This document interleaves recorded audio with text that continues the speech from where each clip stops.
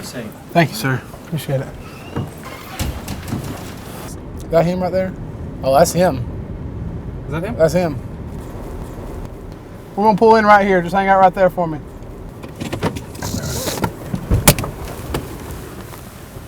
What's going on?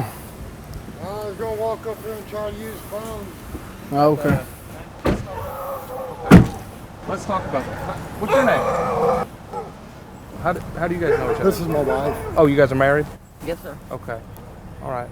Did you have that information on the registry? Yeah. Or he told me that today. I don't know if we reviewed it or not on the registry. Nothing wrong with that. Yeah. So the residents up here, there are 3 minors living here. Yes, sir. They are related to you, but that doesn't matter under the law. Okay. So we need to be very careful that you're not going inside. I'm not. I know. They told us. We talked to them that you're staying on the porch and that you're not spending too much time. Okay. No. I don't want it to look like, when we're tracking your GPS monitor, that you're establishing a residence there. Okay? Yes, sir. Where are you living? I found a temporary camp back here for now. Okay.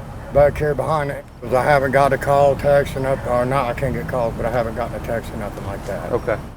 Okay. And I was going to the neighbors. They got a couple of tarps. I was going to somebody's cleared out an area back there by cutting down a little sapling tree. A really nice area. Okay. Good ways away from everybody. Okay.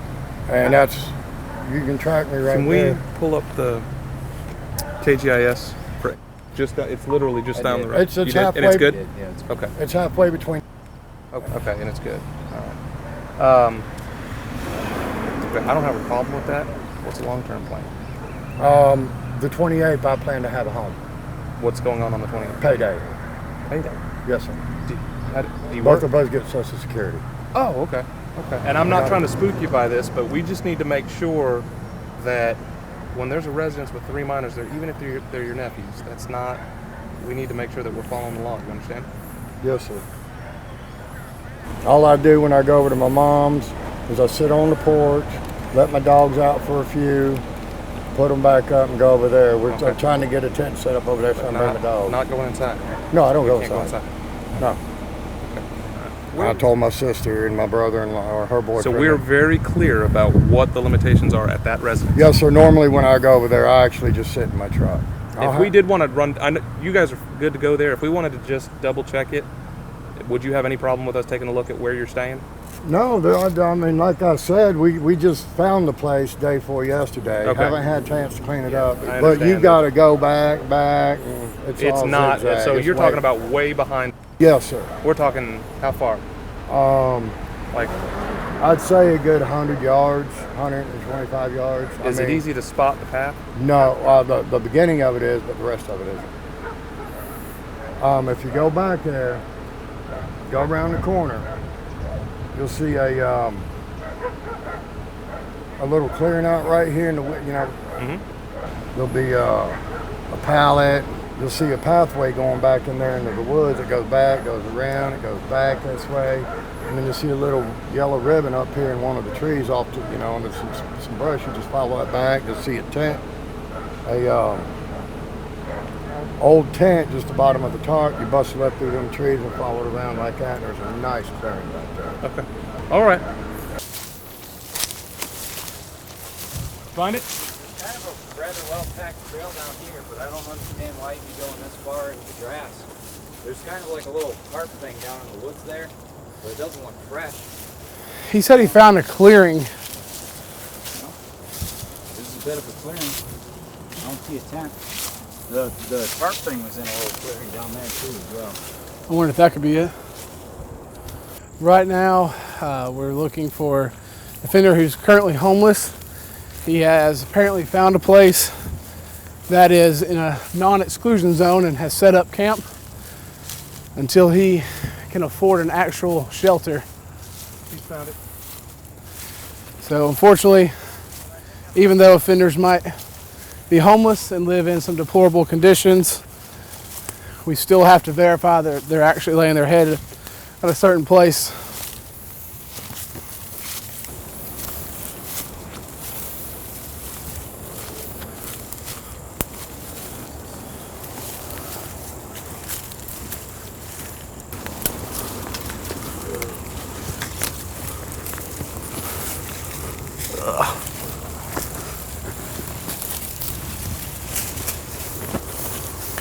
Usually if they have a tent set up, that's a pretty good indication, along with any type of clothes, backpack, shoes, food that is non-perishable like cans of soup.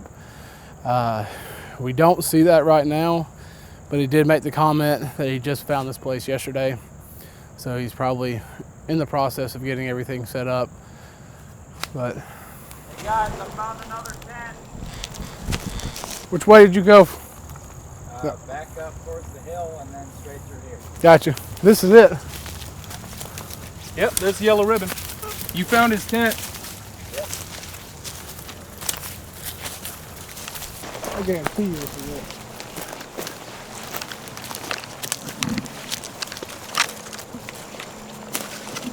Wow. You're kidding.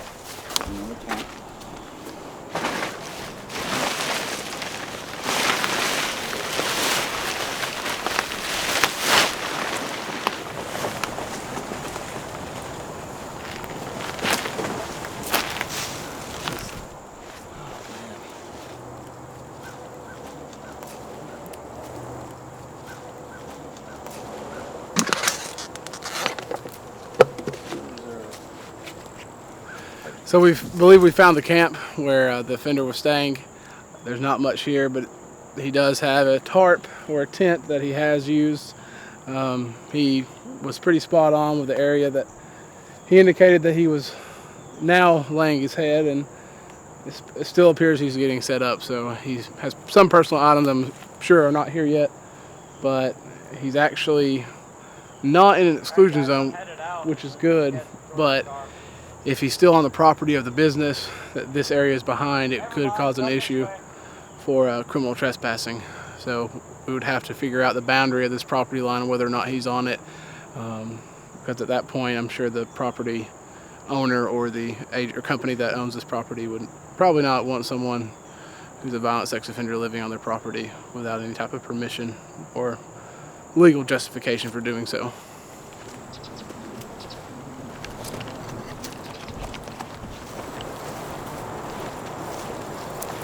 I am glad I have been able to work in this field and specifically with sex offenders, because now I know what the requirements are for them, and I know that each officer in this unit across the state is able to provide effective supervision to limit the chances of a sex offender reoffending.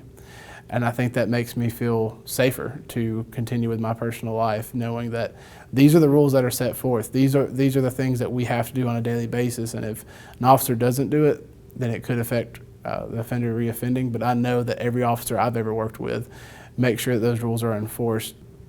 As you've seen, probation parole officers do a lot. We have been able to do a transfer investigation, allowing an offender to come from a different county and live in a county that's more convenient for them and also more convenient for their supervision. We've been able to determine an offender violating the sex offender registry by establishing a new residence and using different aliases, and have that offender apprehended and brought to justice and to court in order to determine if this person deserves to be on probation or parole at this time. We've been able to look at how to conduct drug screens, how to read a drug screen test kit. We've been able to look at how to interview and interact with an offender, and how to watch their body language and how to listen to what they're saying, to their needs, to what we need to accomplish with their supervision. I've been able to express and show that we as a department, as probation parole officers, are functioning in a capacity to where we play many roles. From everything I've just stated, to administrative work, to warrant writing, to entering contact notes, to verifying addresses through our mapping system, to looking up and monitoring offenders who are currently on GPS tracking. There's been a lot that we've covered that is not everything that we do on a daily basis, but just about. And it's very fascinating to be a part of what we do.